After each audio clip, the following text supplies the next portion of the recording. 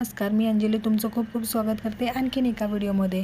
तर मी मस्त आवरून आणि माऊ आवरून कुठं निघालो हा प्रश्न पडला असेल, तर आम्ही दोघी आवरून आमच्या शेजारी दादा दीदी राहतात त्यांच्या बड्डेला चाललो होतो. तर जाण्याआधी माऊला मस्त जेवण भरून घेतलं जेणेकरून ती मस्त खेळेन. आणि मग ते झाल्यानंतर आम्ही बड्डेच्या ठिकाणी पोचलो.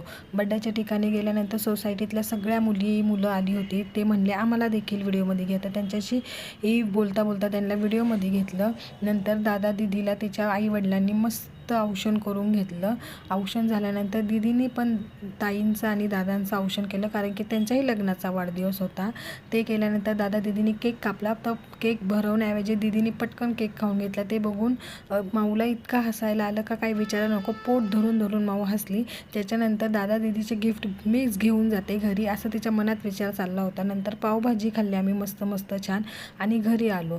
हा होता आजचा व्हिडिओ. तर कसा वाटला नक्की सांगा. भेटूया नवीन व्हिडिओमध्ये.